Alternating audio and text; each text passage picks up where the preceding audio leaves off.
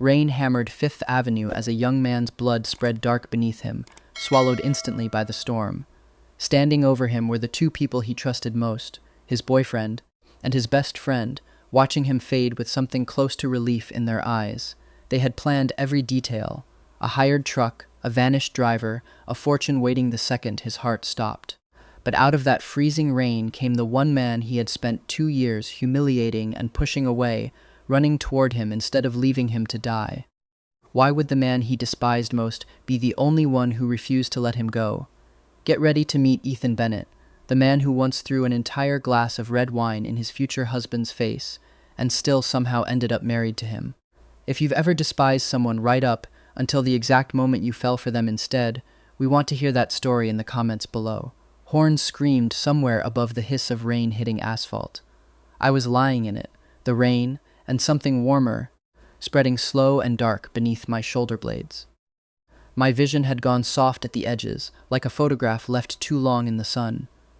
Through the silver static of the downpour I saw him.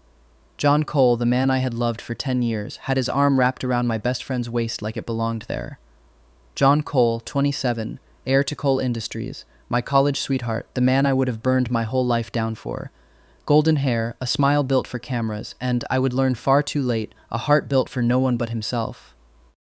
Marcus Ward, 26, my best friend since freshman year at NYU, the boy who braided friendship bracelets with me at 17, and apparently braided something else with my boyfriend at 26. What if he's not dead? Marcus's voice trembled, but underneath the tremor I could hear it. The excitement he wasn't quite hiding. Relax. John's voice was ice. I checked. No pulse. The truck driver's already halfway to Mexico. By the time the cops get here, it'll just be a hit and run. The Bennett fortune is ours, so that was it. Not an accident at all. Bennett and Lane, my father's cosmetics empire, had been bleeding stock value for weeks. John had sworn he could fix it. All he needed was for me to sign my shares over to him, just as collateral, just until the crisis passed. I hadn't hesitated. I remembered exactly how it felt, handing him that transfer agreement, and how he'd pulled me into his arms afterward and murmured against my hair, "Thank you for trusting me, Ethan. Once this is settled, we'll get married." Trust, it turned out, bought you nothing but a very well-dressed grave. I remembered the exact weight of that pen in my hand, the confident little flourish of my own signature, the way John's smile had widened by degrees with every stroke, like he was watching a slot machine pay out. I remembered thinking, in that moment, that this was what love looked like. Sacrifice, faith, the two of us against the world. I had been so proud of myself for trusting him completely. Pride, it turned out, made an excellent knife, and I had handed him the handle myself. The blood kept coming. My breath kept thinning. Was this really how it ended at 20 years old, on a sidewalk on Fifth Avenue, with the two people I loved most standing over my body like carrion birds? Then tires shrieking, a black Mercedes cutting across 2 lanes of traffic and slamming to a stop inches from where I lay. A tall shape flung itself out of the car without even grabbing an umbrella, sprinting into the rain toward me like the storm wasn't there at all. William Vance, the man I'd spent 2 years despising, the man I'd called unhinged, obsessive, a stalker in a $5,000 suit. He dropped to his knees beside me in the flooding gutter, and his hands that closed multi-billion-dollar deals without so much as a tremor, were shaking as he reached for me, terrified to touch, terrified not to. Ethan. His voice cracked clean in half. "Don't you dare scare me like this. Somebody call 911 now." He roared it over his shoulder at his driver, but his eyes never left my face. I tried to speak. Only a wet, useless sound came out, and more blood with it. John and Marcus, seeing William, went pale and bolted for their car, like the rain itself was chasing them. William gathered me against his chest, heedless of the blood soaking straight through his $3,000 coat. "Stay with me, Ethan. I'm not letting you sleep. We're almost to the hospital. You're going to be fine, you hear me?" Warmth radiated off him even through the storm, the only warm thing left in the world. I forced my eyes to stay open, staring up at his face, always so composed, now stripped raw with fear. I remembered what Marcus used to whisper to me. "Ethan, that Vance guy is a psycho. Have you seen the way he stares at you? Stay far away from him." I remembered John's warnings, too. "William Vance is not a good man, babe. Don't let him fool you." So I had kept him at arm's length for 2 solid years. He sent flowers. I threw them out. He asked me to dinner. I declined. He told me he liked me. I told him he needed a psychiatrist. At my own birthday party, to please John, I had once thrown a full glass of red wine in his face in front of 200 guests. And now, in the final minute of my life, the only person who'd stayed was the one I had treated the worst. His tears fell hot onto my cold face. He bent and pressed his lips to my forehead, his voice breaking apart entirely. "Ethan Bennett, if you die on me, I will burn this whole world down with you." In the last flicker of consciousness I had left, regret bloomed hot and sudden in my chest. "If there's a next life, William, I swear I'll make it up to you. Every rejected dinner, every thrown-out flower, every cruel word. I'll pay it all back 100 times over, if the universe is generous enough to let me try again. Ethan, Ethan, what are you spacing out for? Get over here. John's waiting for you to cut the cake." The voice yanked me back into the world so hard I nearly dropped the champagne flute in my hand. Crystal chandeliers threw gold light across a ballroom full of people in very expensive clothes, and a string quartet was doing its best impression of a pop song. My 20th birthday. I looked down at the navy suit on my body, then at the glass of red wine in my hand, and the memory slammed into me all at once. This exact spot, this exact suit, this exact glass. This was the night I'd thrown my drink in William Vance's face. Marcus tugged at my sleeve, the picture of concern. "Come on, John's about to lose his patience. He wants the first dance to be with you." I glanced over at John Cole, standing in the middle of the crowd with an expression already souring. Last life, terrified of upsetting him, I had rushed straight over, and then, egged on by one careless remark of his, done something monumentally stupid. This time, I pulled my arm out of Marcus's grip. My gaze swept the ballroom once, unhurried, and found him almost instantly, tucked into the one dim corner nobody bothered to look at. William Vance, 29, CEO of Vance Global, one of the most powerful multinational conglomerates in the country, and, as I would relearn tonight, criminally patient with an idiot who didn't deserve him. He sat alone. His suit tailored so precisely it looked stitched onto his shoulders, dark hair catching the chandelier light, a jaw sharp enough to cut glass. He radiated the kind of quiet authority that made a crowded room feel like it was holding its breath around him. Whether or not anyone admitted it, he was staring at me. Not the polite, glancing kind of staring, the kind that had clearly been going on for a while, and that snapped away the second I caught it, a faint flush climbing the back of his neck like he'd been caught with his hand in a cookie jar labeled "Property of Ethan Bennett, do not touch." Something in my chest twisted. "You absolute idiot, William. What are you so afraid of?" I set my glass down and started walking straight toward him, skipping every other conversation in the room. Marcus called after me, "Ethan? Where are you going?" And John's eyebrows dropped into a scowl, but I ignored all of it, sailing across the ballroom floor while 200 guests turned one by one to watch. I stopped directly in front of William. He looked up, startled, dark eyes wide, with something that hadn't quite decided whether to be hope or suspicion. I set my wine down on his table, carefully this time, nowhere near his very nice suit, and held out my hand, flashing him the most genuine smile I'd worn in 2 lifetimes. "William, would you do me the honor of a dance?" The entire ballroom went dead silent. Every head turned. Ethan Bennett, who had spent 2 years treating William Vance like a communicable disease, was now asking him to dance at his own birthday party. What in the actual hell was happening? William didn't move. His eyes searched my face like he was trying to find the punchline, the hidden camera, the trap door. I knew why he didn't trust me. Last life, I had hurt him more times than I could count. Without waiting for permission, I reached down and took his hand off his knee. His skin was cool, his long fingers twitching once in surprise inside my palm. I pulled him up. He was so much taller than me, I had to tip my chin back just to hold his gaze, and the quartet chose that exact moment to strike up the opening bars of the next song. I smiled at him, the truest smile I had worn across 2 lifetimes. William said nothing, but he didn't pull his hand back either, letting me tow him, bewildered, onto the dance floor. That was when John and Marcus finally snapped out of their shock and shoved through the crowd to cut us off. "Ethan, have you lost your mind?" John's face was thunderous. He glared at my hand, locked around William's. "Let go of him right now. Have you forgotten what kind of man he is?" Marcus grabbed my other arm, doing his very best impression of worried. "Ethan, please, don't do anything rash. Everyone's staring. Come stand with us. Don't let this creep manipulate you." "Creep? I laughed, cold and clean, and slid my hand out of Marcus's grip without any heat at all, turning to face John directly. And what exactly gives you the right to use that tone with me? John blinked. Ethan, I'm your boyfriend. Boyfriend? I nearly choked laughing. That's the funniest thing I've heard all year. I don't recall ever saying yes to you. You've been calling yourself my boyfriend on your own this whole time. And Marcus, conveniently, kept confirming it to everyone who asked. Both their faces went white in perfect unison. Ethan, how could you say that? Marcus's eyes welled up right on cue, tragic and glistening. I only ever wanted what's best for you. Best for me? I leaned in close enough that only he could hear it. Or best for you.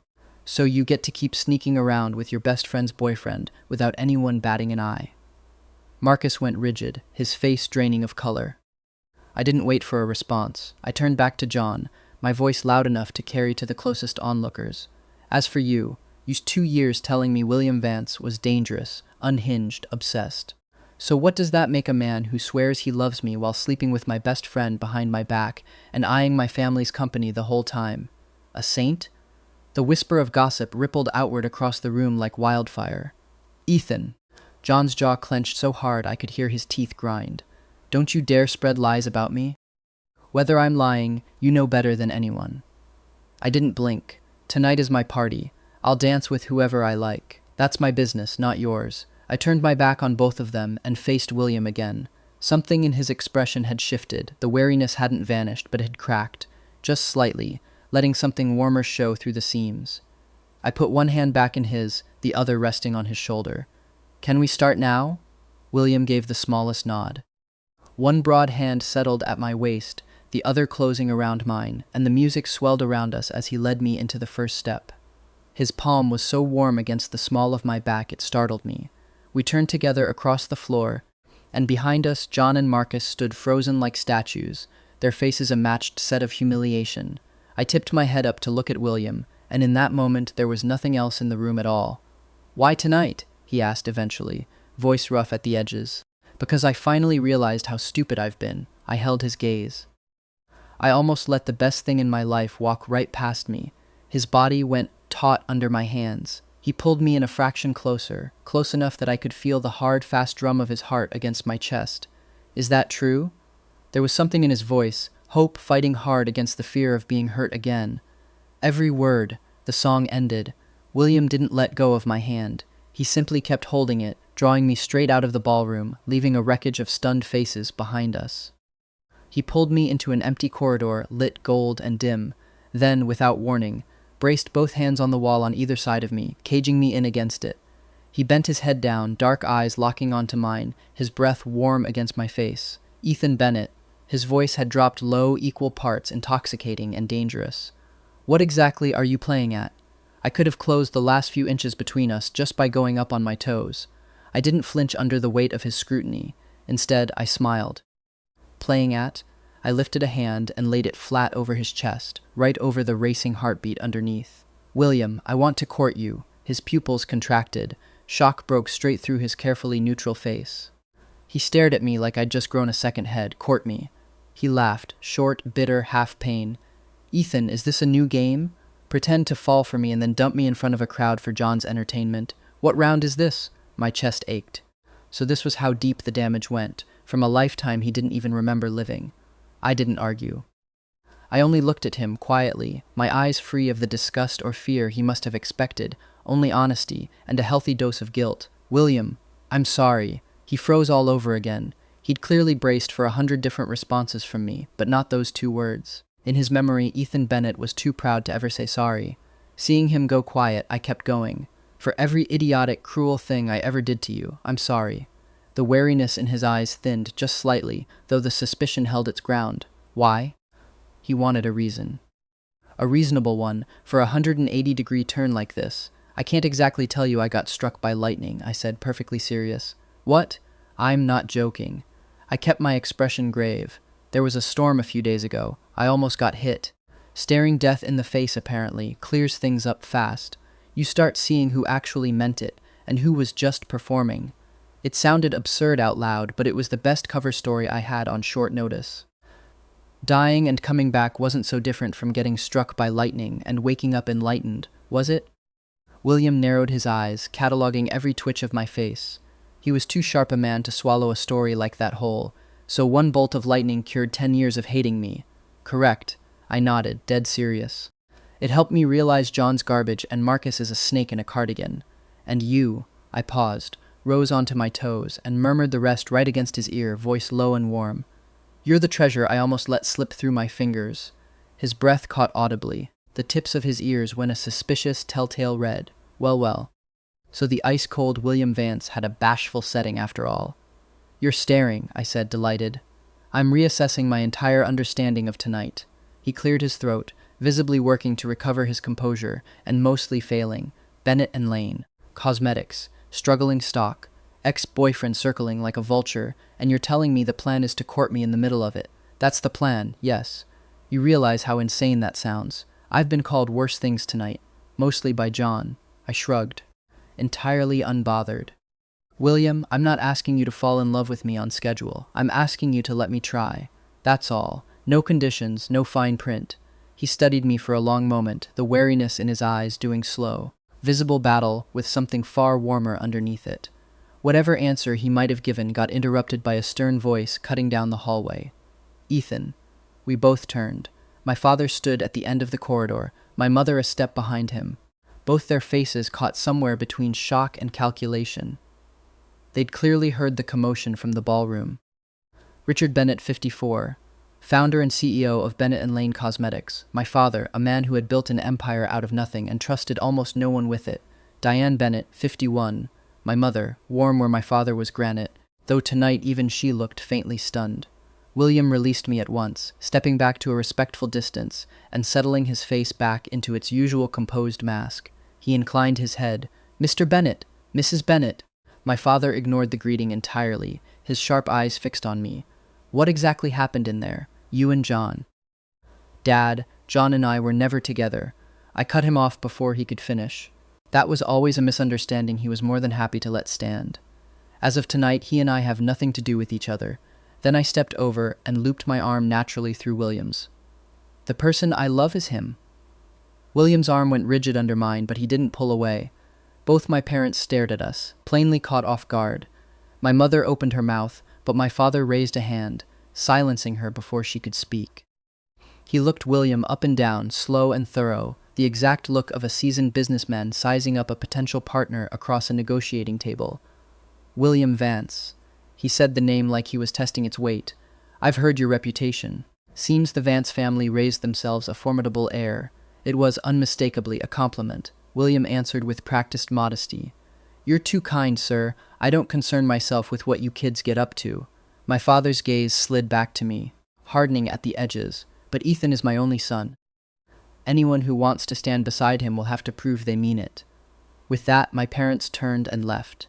The corridor fell quiet again, just the two of us under the low gold light. Sounds like tonight's little production was very well rehearsed. William's voice, when he finally spoke, had gone carefully flat. The words landed like a slap. It's not a production. I looked straight at him. William, I'll say it again. I want to court you. You don't have to believe me. You can watch. You can wait. You can doubt every word. But don't think for a second you're getting away from me. Before he could answer, I did something that surprised even myself. I rose up on my toes and pressed a light, quick kiss to the corner of his mouth. Brief as a dragonfly touching water, but enough for both of us to feel exactly how warm it was. William went completely, utterly still. I stepped back, taking in his stunned expression with no small amount of satisfaction. That's interest. Paid up front. Sleep well. I turned and walked off, unhurried, leaving him standing frozen in the corridor. William Vance, in this life you are not getting out of my hands. I woke the next morning to my phone buzzing itself half off the nightstand. John Cole and Marcus Ward, back to back, blowing up my messages. I ignored both, made coffee, and drove straight to Vance Global's headquarters instead. A plastic bag with a still-warm container of chicken porridge riding shotgun in my passenger seat. Some habits, apparently, followed you across 2 lifetimes. I remembered exactly how much William worked through his own meals, and exactly how much he pretended not to care when someone noticed. His assistant let me straight into his office with a look of pure, silent bewilderment. Owen Rios, 32, William's executive assistant, the only person alive who could get away with rolling his eyes at his boss. William looked up from his monitor, one eyebrow arching at the sight of me and the paper bag in my hand. You again? Me again? I set the porridge on his desk and dropped into the chair across from him like I owned it. I came to warn you about something. Warn me. His mouth twitched, somewhere between amusement and suspicion. Are you here to plead your ex's case? Ex, I scoffed. He was never even that. Say your piece then. Bennett and Lane's stock has been unstable for weeks. I think John's behind it. I leaned forward. My guess is he's after a hostile takeover of my father's company. Something flickered across William's face. Not disbelief exactly, but the careful stillness of a man doing math in his head. And you expect me to just take your word for it? I don't need you to believe me right now. I held his gaze steady. I just need you to hear it. Cole Industries has gotten unusually close with the Whitfield Group lately, your biggest competitor. If John swallows my father's company whole, his leverage against Vance Global doubles overnight. This stops being my family's problem. It becomes yours too. He was a businessman first and everything else second. He understood exactly what I was laying out, and I watched the calculations settle behind his eyes. That was, of course, the moment his office door banged open. John stormed in, face like a thundercloud, Marcus trailing a half-step behind him with eyes suspiciously red-rimmed. Ethan. Knew I'd find you here. He rounded on William next, practically vibrating with hostility. Did you threaten him into this? Ethan, you don't have to be scared. I'm right here. He lunged forward like he meant to physically drag me out of the chair. I got to my feet first and planted myself directly in front of William before he could get anywhere near either of us. A move that stunned John stiff and clearly caught William off guard too, judging by the small shift of his chair behind me. John Cole. My voice came out ice cold. Who exactly gave you permission to barge into this building? Ethan, I can't believe you're taking his side over mine. And another thing, I cut him off flat. My life is none of your business anymore. The person I want beside me, the person I intend to protect, is William Vance. Are we clear? The words rang out crisp and unmistakable across the office. John's face contorted with fury. Behind me, I felt rather than saw William go very, very still.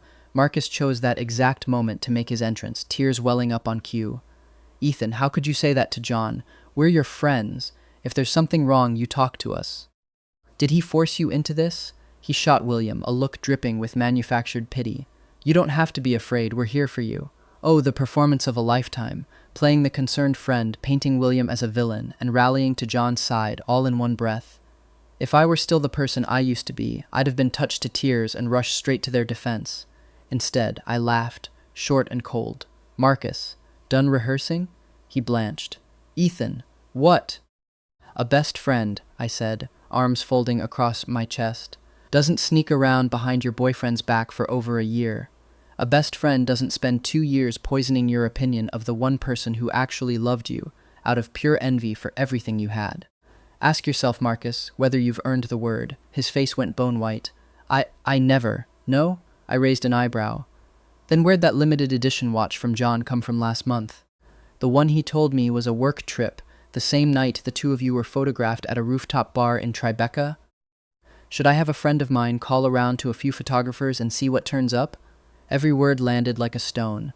John's face flushed a deep, furious red. He rounded on William, jaw tight enough to crack.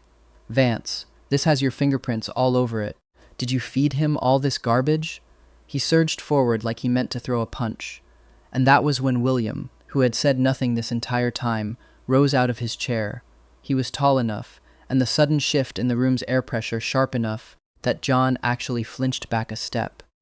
William simply stepped forward once, placing himself squarely between me and the two of them, blocking me from view entirely. The motion carried more weight than any speech could have. His voice, when it came, was low, level, and absolutely lethal. Get out. One word. It was enough to make both John and Marcus go rigid. John's jaw worked furiously, but faced with the sheer force radiating off William, he didn't dare push further. He shot me one last look, venomous and wounded in equal measure, then hauled a still shell-shocked Marcus out by the arm.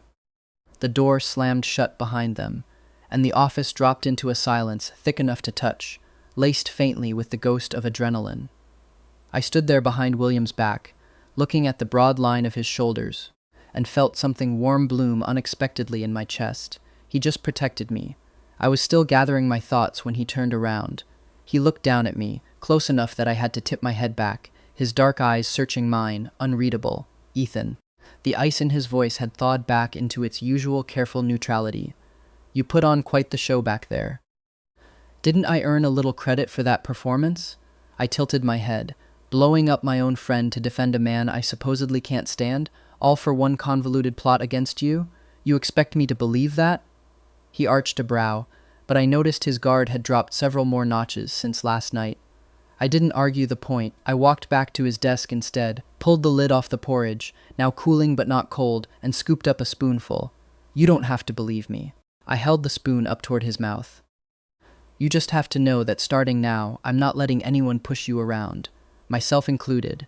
His eyes flicked from the spoon to my face and back. For one long moment, the whole office seemed to hold its breath along with me. Then slowly, under my steady gaze, William bent his head and ate the spoonful of porridge. He chewed with the exaggerated care of a man either savoring a delicacy or checking for poison, possibly both. When he'd swallowed, he said nothing, only reached out, took the container and spoon from my hands, and finished the rest himself, every last spoonful. That single, wordless act said more than any declaration could have. Whatever glacier had been sitting in his chest for 2 years had just cracked its first real fissure. I watched him eat, a strange mix of joy and grief tangled together in my chest. The great William Vance, sitting there polishing off a container of porridge I'd brought him, still half suspicious it might be a trick. In another life, I'd cost him more than I could ever repay. When he finished, he set the empty container down and looked up at me, the ice mostly gone from his expression, replaced by something sharper and more searching. All right. His voice had dropped, quieter now. Tell me what you're really after. He still assumed there was an angle. Fair enough. There is something, actually. I want to partner with you. His eyes sharpened, some of the wariness giving way to genuine interest. Partner with me. On what, exactly? On making sure John never gets the chance to try something like this twice. I held his gaze steady. I know things about him, things he's only ever said out loud to people he trusts completely. Give me a little time and a little trust, and I'll hand you everything you need to make sure he regrets ever underestimating either of us. He studied me for a long moment, clearly unconvinced but unwilling to dismiss it outright. That's a vague offer. It's an honest one. That's the best I've got today. I stood, gathering the empty porridge container off his desk. Think about it. I'm not going anywhere. He didn't answer, but he didn't argue either, and as I let myself out of his office, I caught him still watching the door long after it had closed behind me. News of the birthday party scandal did not, as I'd hoped, stay contained to 200 guests and a string quartet. By Monday morning, it was a trending topic under 3 different hashtags, most of them variations on Bennett Vance for real, and my phone had not stopped buzzing since sunrise. I found William at a corner table of a coffee shop, 2 blocks from Vance Global, sunglasses on despite the overcast sky, doing an admirable but ultimately doomed job of not looking like the most photographed man in Manhattan. You could have just texted me the address of somewhere less exposed, I said, sliding into the seat across from him. I did. He didn't look up from his tablet. You were 40 minutes late and I got restless. I was buying you something. I set a small paper bag on the table between us. He eyed it with the wary suspicion of a man who had learned, the hard way, that gifts from me tended to come with strings attached, or, in one memorable case, a full glass of Cabernet. Inside was a tie, navy silk with a subtle geometric print, entirely unremarkable, except that it happened to be a near-perfect match for the one I remembered him, wearing the night we first danced. He turned it over in his hands, something unreadable moving across his face. You put actual thought into this. I put thought into everything concerning you. You'll have to get used to it. I stole a sip of his espresso, which earned me a flat look that had 0 actual heat behind it. Also, your assistant hates me now. Owen doesn't hate anyone. He's simply overworked and mildly allergic to chaos, and you are, categorically, chaos. I brought you porridge. I am a delight. You brought me porridge after threatening to expose my rival's affair in my own office. There was a body count implied. I grinned, unrepentant, and that was the exact moment a photographer crouched behind a parked SUV across the street. Got the shot heard round the internet. William Vance, sleeves rolled, sunglasses pushed up into his hair, laughing, actually laughing, teeth and all, at something I'd said. By the time we noticed the flash, it was already too late. William went rigid, instinct kicking in a full half-second before his brain caught up, and he did the single most undignified thing I had ever seen a Fortune 500 CEO attempt. He grabbed the tablecloth-sized cafe napkin and threw it over both our heads like we were fugitives from a low-budget spy film. William, this is a napkin. It is see-through. It is doing nothing. It's the principle of the thing, he hissed, somehow managing to sound both mortified and completely unwilling to remove it. We ended up half-tangled under a paper napkin at a sidewalk cafe table, both of us laughing too hard to actually extract ourselves with any dignity, while the photographer, bless her opportunistic heart, kept shooting the entire time. The picture ran the next morning under the headline Vance Global's Ice King, Defrost, and by lunch it had more shares than his last 3 earnings calls combined.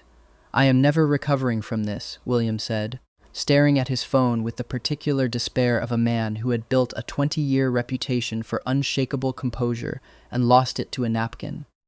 You looked adorable. I patted his arm. Ask Owen. He'll agree with me out of spite alone. Owen already sent me the article with the subject line, finally, character development.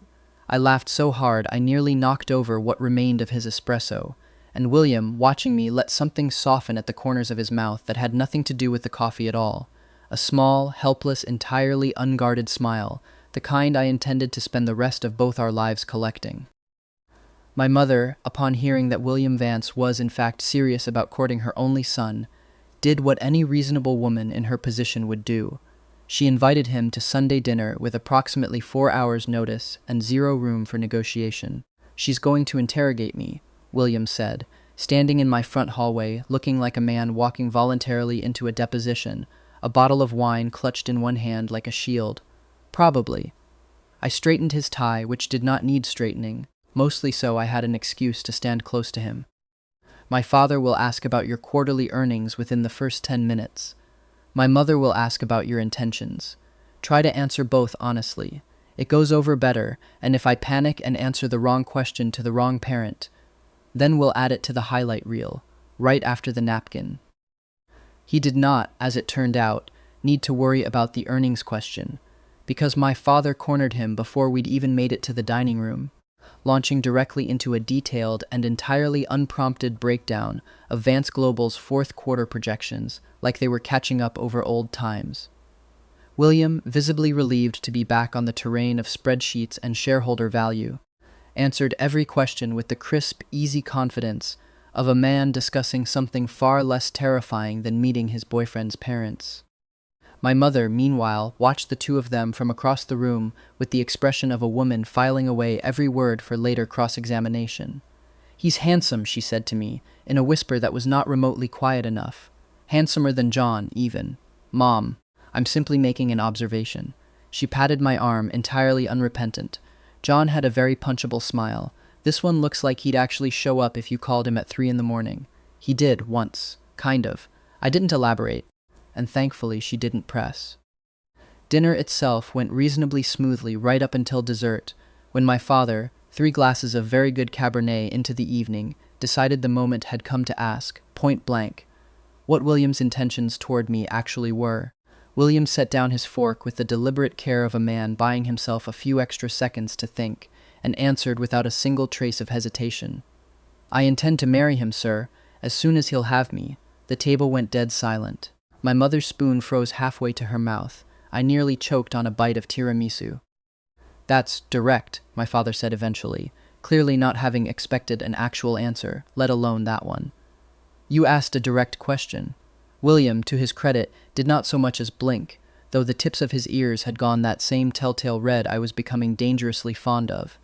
I try not to waste people's time with anything less than the truth, Mr. Bennet. Especially not yours.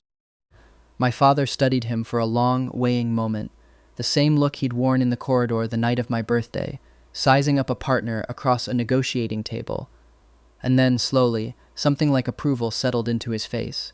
Good answer. Under the table, I reached over and laced my fingers through William's, and he squeezed back, steady and warm, looking faintly like a man who had just survived a board meeting with actual stakes attached. My mother, for her part, spent the rest of dessert quietly beaming at both of us like she'd personally arranged the entire evening. which, in fairness, she basically had. Later, walking him out to his car, I found him unusually quiet, turning something over in his hands that turned out to be nothing at all, just restless energy with nowhere to go. "You survived," I told him, leaning against the passenger door. "Barely." He exhaled, some of the evening's careful composure finally slipping. "Your father asked more incisive questions in 20 minutes than most of my board does in a full quarter. He likes you. That was the whole test, believe it or not." I tugged him down by the lapel until our foreheads touched. "You passed with a very direct answer, by the way. Marriage." Bold opening move for a second date. I don't believe in wasting time I don't have to waste. His hand settled at my waist, unhurried. "Not anymore. Not with you." I didn't have a clever answer for that, so I simply kissed him instead, slow and warm under the porch light, while somewhere behind the curtains I was fairly certain my mother was watching and taking mental notes for the wedding she'd apparently already started planning. The Whitfield Foundation's annual charity gala was, by every account, the most tediously glamorous event on Manhattan's fall calendar, and William was contractually obligated to attend as a major donor. I came along as, in the language of the engraved place card at our table, his +1, a title I found deeply unsatisfying and intended to renegotiate. The ballroom glittered with the particular restraint of old money, no chandeliers dripping quite as ostentatiously as at my own birthday party. The string quartet swapped for a jazz trio, every centerpiece a careful, understated arrangement of white peonies. William looked, as always, like he'd been poured into his tuxedo rather than dressed in it, and I spent an embarrassing portion of the cocktail hour simply enjoying the view before Camille descended on us like weather. Camille Whitfield, 33, heiress to the Whitfield Group, Vance Global's fiercest corporate rival, and apparently an old family friend of William's who had exactly zero regard for the concept of personal space. She descended on our table within 10 minutes of our arrival, resplendent in emerald silk, and looped her arm through William's like she'd done it 1,000 times before. "William Vance, you've been dodging my calls for a month. I've been busy." His tone was perfectly polite and entirely uninterested, which did nothing whatsoever to discourage her. "Too busy for an old friend?" She finally seemed to register my existence, glancing me over with the specific, assessing look of a woman deciding whether I was worth the effort of being rude to. "And you must be the infamous Ethan Bennett. The one who threw wine at him and then decided he was in love after all. Quite the emotional whiplash." "It's a whole journey," I said pleasantly. "I'd recommend the book, if I ever write one."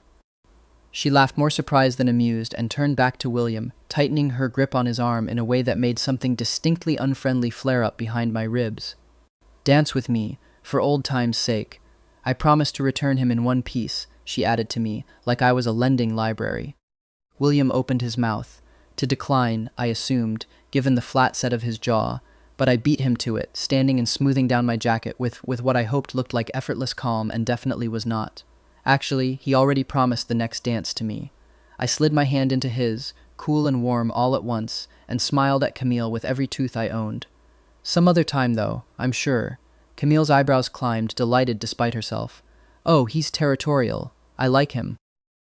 She released William's arm with theatrical grace and drifted off toward another cluster of donors, and I towed him onto the dance floor before he could point out that no such promise had, technically, been made. "That was extremely petty," he said, settling one hand at my waist as the orchestra swelled into something slow. "I have no idea what you mean.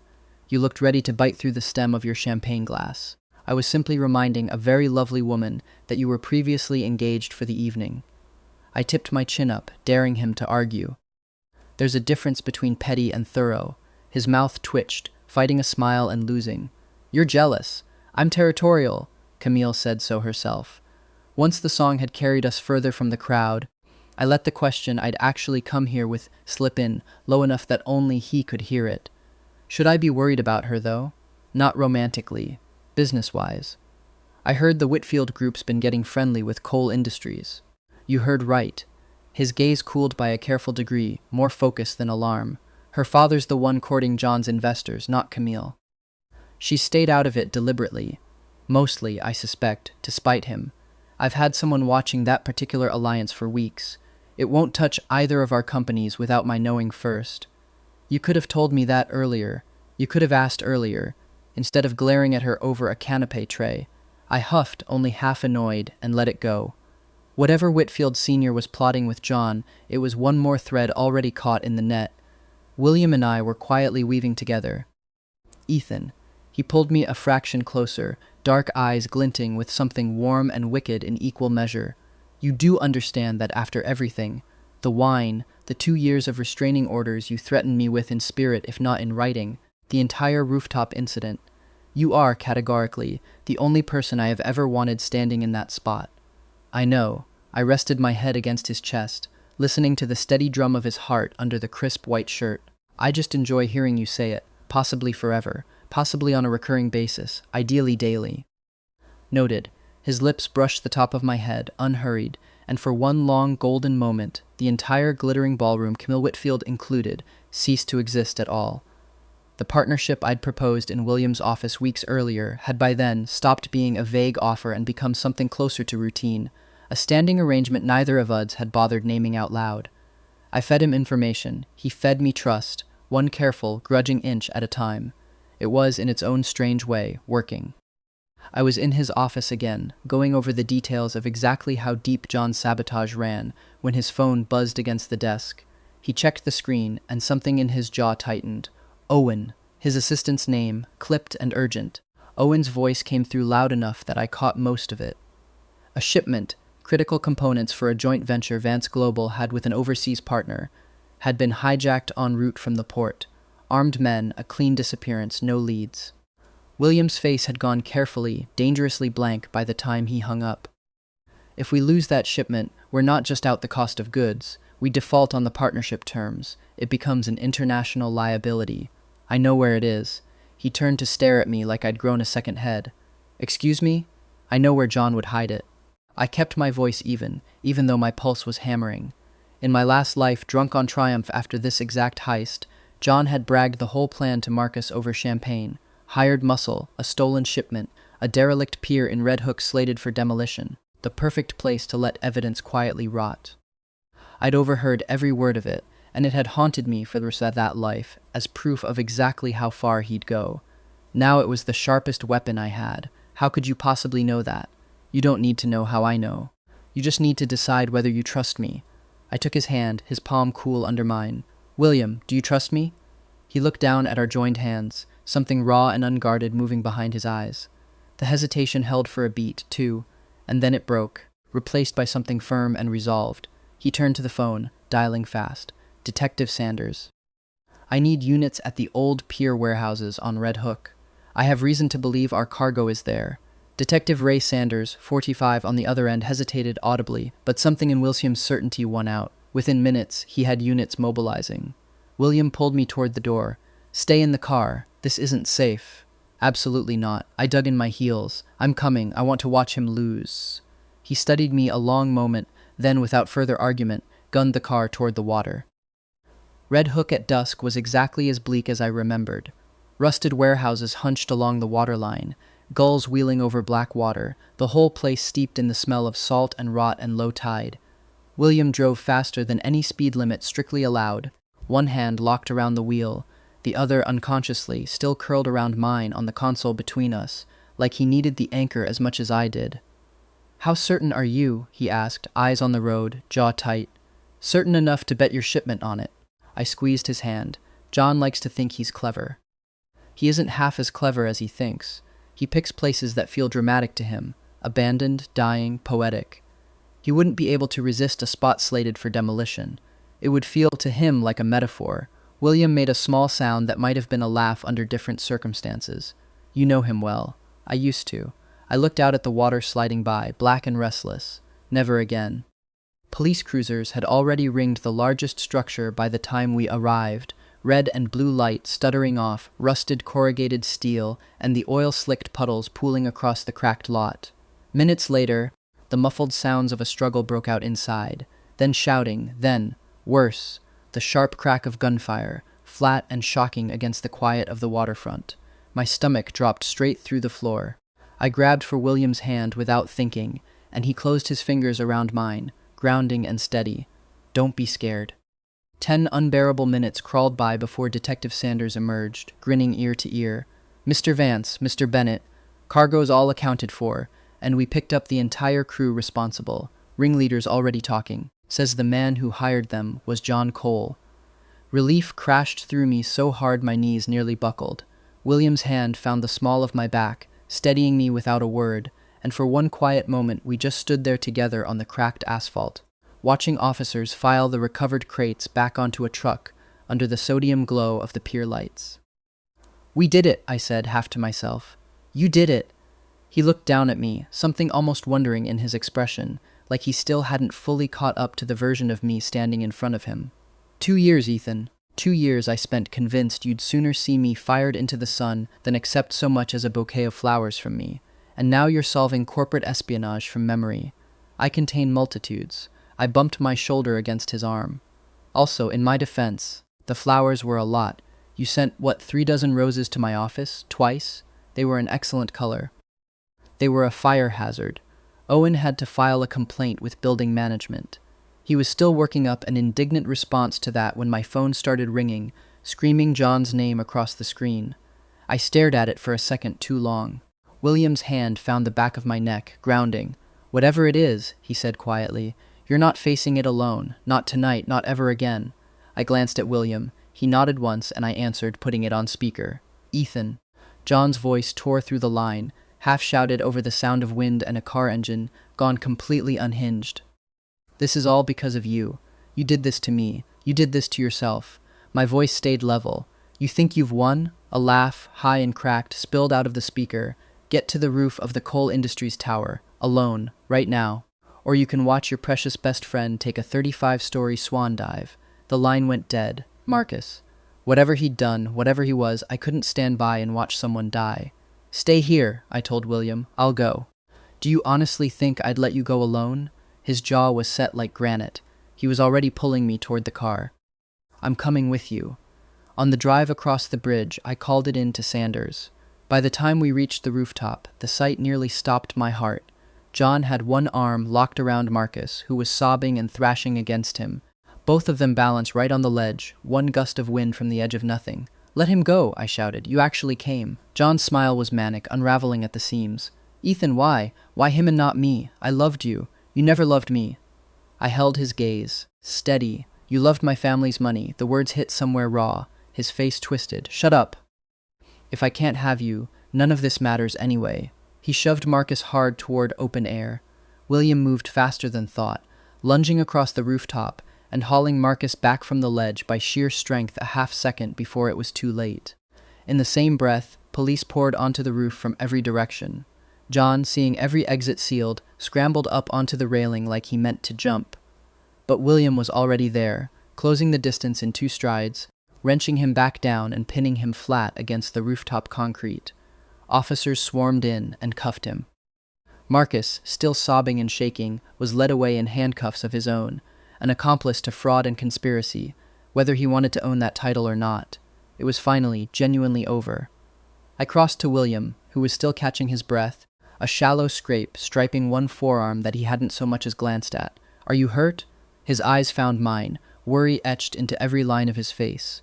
I shook my head, and before I could think better of it, threw both arms around him and held on tight. "William, thank you. Thank you for loving me like this in both lives."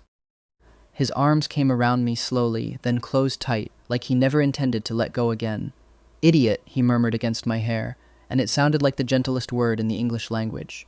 Behind us, red and blue lights washed over the rooftop railing, where, minutes earlier, 2 lives had teetered on the edge of ending. Somewhere below, sirens still wailed against the skyline, but up here, wrapped around each other in the cooling night air, none of it could touch us anymore. Within the week, Coal Industries collapsed under the weight of federal charges and market panic. John and Marcus both faced the consequences the law had waiting for them. William refused on principle to go to the hospital for what he insisted was a scratch, so I dragged him back to my apartment instead and sat him down on the closed lid of the toilet with a first aid kit I hadn't opened since college. "Hold still. I'm perfectly capable of applying my own bandage." "You're perfectly capable of running toward gunfire and armed hijackers without blinking, and yet here we are, and you're squirming over rubbing alcohol." I dabbed at the scrape on his forearm and felt him hiss through his teeth. which, given the day he'd just had, I found absurdly satisfying. Some billion-dollar CEO you are. I could fire you for insubordination. You could try. I don't work for you. I could hire you just to fire you, purely for the pleasure of it. Romantic. I taped the gauze down and pressed a kiss to the edge of the bandage, entirely on impulse, and felt him go still beneath my hands the same way he had in that hallway 3 weeks ago. There, all better. That is not how medicine works. It's exactly how medicine works. Ask any doctor.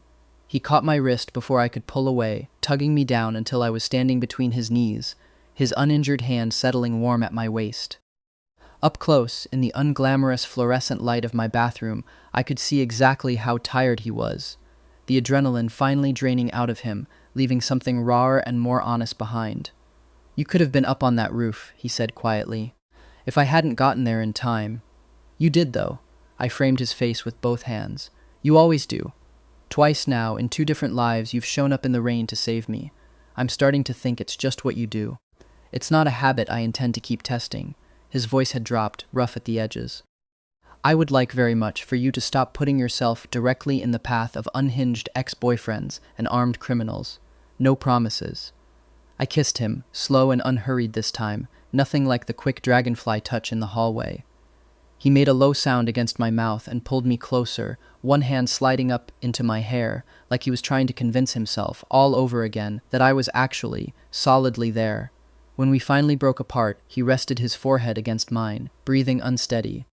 Marry me, he said, entirely without preamble, sounding faintly startled by his own words. I laughed, breathless. That's not remotely how you're supposed to do that, I'm aware. His ears had gone that same telltale shade of red. Pretend you didn't hear it.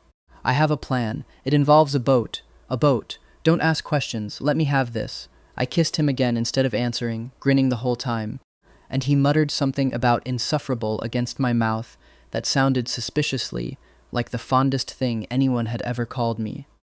We sat there a while longer, my head on his shoulder, his fingers idly tracing circles against my arm, neither of us in any particular hurry to move. Outside the bathroom window, the city carried on the way it always did, siren somewhere blocks away. A car alarm, the ordinary noise of a world that had no idea how close it had just come to losing both of us in one night. I didn't mind the noise. For the first time in 2 lifetimes, I felt entirely, unshakably safe. 3 weeks later, William took me out on his yacht to watch the sun go down over the harbor. The sky had gone the color of a ripe peach, gulls calling somewhere far off, the water lapping soft and gold against the hull. Coal Industries was still picking through the wreckage of its own collapse in the business pages. John and Marcus both awaiting trial, and something in my chest had finally, fully unclenched for the first time since I'd opened my eyes at my own birthday party and found myself 20 again. William had been unusually quiet the whole drive down to the marina, one hand tapping an uneven rhythm against the wheel, and I'd assumed it was simply exhaustion catching up with both of us. It wasn't until he cut the engine and let the boat drift, silhouetted against the last burning edge of daylight, that I understood exactly how much he'd been holding back. He reached into his jacket and produced a small velvet box, then, without a shred of his usual composure, dropped down onto one knee in front of me. Ethan Bennett, his eyes, usually so guarded, were open all the way, soft as the water around us. Starting now, will you let me spend everything I have left making up for it? Marry me. Tears spilled over before I could stop them. I nodded so hard my whole body shook with it. Yes, God, yes. Last life, I owed you a lifetime of sorrow. This life, I intend to pay it back 100-fold in joy. William Vance, I finally have you, and this time I am never letting go. Married life with William Vance, it turned out, came with exactly one catch. He could not, under any circumstances, be trusted alone in a kitchen. It says medium heat. I stood in the doorway of our Tribeca Lofts kitchen at 8 in the morning, staring at a pan that was actively producing smoke. William, medium, this is medium. He said it with the same flat, unshakable authority he used to close billion-dollar mergers, as if confidence alone might retroactively rewrite the laws of thermodynamics. The smoke alarm disagrees. Right on cue, it went off, shrieking through the apartment. William, CEO of one of the largest conglomerates in the country, a man who had once stared down an armed hijacking crew without blinking, looked genuinely, personally offended by a piece of plastic on the ceiling. I doubled over, laughing so hard I had to grab the counter for support, while he stood there in a $200 undershirt, spatula in hand, glaring at the smoke alarm like it had personally wronged him in a past life. It reminded me, absurdly, of our wedding day, a small, sun-drenched ceremony out on Long Island, 70 guests, my mother crying, before either of us had said a single vow. William had rehearsed his own vows for 2 solid weeks, according to Owen, muttering them under his breath in board meetings, until his Kyo gently suggested he take it outside. And then, standing at the altar with the ocean glittering behind him, he had opened his mouth, looked at me, and forgotten every single word of it. I had a whole speech, he'd admitted later, forehead pressed to mine at the reception, both of us slightly drunk on champagne and each other. Owen wrote half of it. I practiced in the mirror. What happened to it? You were standing there in that suit, smiling at me like you meant to spend the rest of your life doing it, and my brain simply stopped.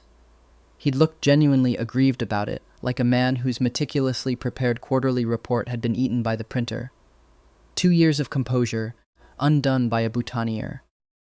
In the end, he'd just said I do about 4 beats early, entirely out of order, and the officiant had to gently redirect him back to the actual ceremony, while 200 guests laughed, and my father, of all people, wiped his eyes and pretended it was allergies.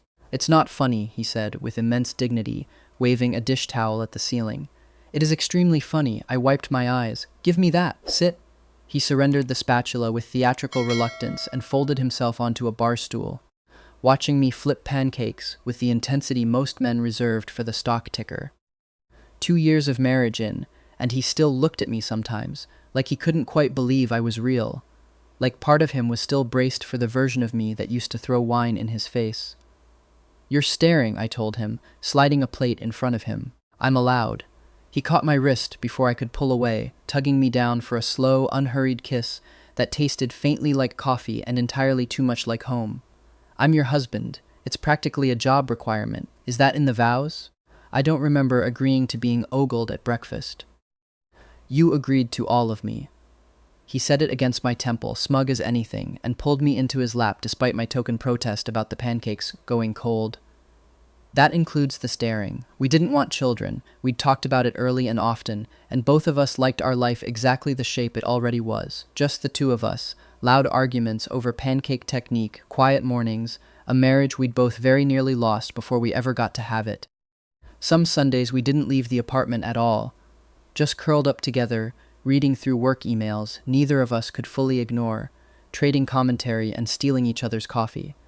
That evening, Owen called about a merger crisis that absolutely could not wait until Monday. William took the call standing at the window, one hand braced on the glass, voice gone crisp and commanding in a way that still, after everything, made my pulse skip a little. When he hung up, he turned to find me watching him with my chin propped on my hand. What? He asked. Nothing, I smiled. Just remembering how terrified you looked over a smoking pan an hour ago, and how you just talked 11 board members into submission, without breaking a sweat. Different skill set. He crossed the room and pulled me up into his arms, resting his chin on top of my head. I can conquer markets. I cannot, apparently, conquer breakfast. Lucky for you, you married someone who can. Lucky, he agreed quietly, and there was nothing performative in it at all, just the plain, steady truth of a man who had waited 2 lifetimes to say it and meant every word. Luckiest man in New York. We ate the pancakes lukewarm, standing at the counter, because neither of us wanted to bother with plates, trading bites off the same fork like we hadn't been married long enough to know better. Outside the window, the city was already loud with its ordinary Sunday business. Someone's dog barking 3 floors down, a delivery truck idling too long, the whole indifferent hum of Tribeca going about its day around 2 men who had, against every reasonable expectation, gotten to keep each other after all. The smoke alarm, mercifully, stayed silent for the rest of the morning. Later, lying tangled together on the couch with a rerun neither of us was watching, I thought about the rain on Fifth Avenue, and the sound my own blood had made hitting the pavement, and the terror on William's face as he begged a dying stranger not to close his eyes. It felt now like something that had happened to someone else, in some other, colder version of the world. "What are you thinking about?" William asked, fingers idly tracing patterns against my arm. How much better this version turned out. I tipped my head back to look at him. Both of us, I mean. both lives put together. He pressed a kiss to my forehead, unhurried, the exact gesture I remembered from the worst night of my life, made new and gentle and entirely without grief this time. Only one life counts anymore. This one. I couldn't argue with that. I didn't want to. We poured every bit of ourselves into telling Ethan and William's story, and now we want to hear a piece of yours. Tell us in the comments which moment hit you hardest, or which line made you smile without meaning to. If this story kept you company for a little while today, hit like, subscribe, and stay close, because we've got so many more stories like this one waiting to be told. Thank you for spending this time with us.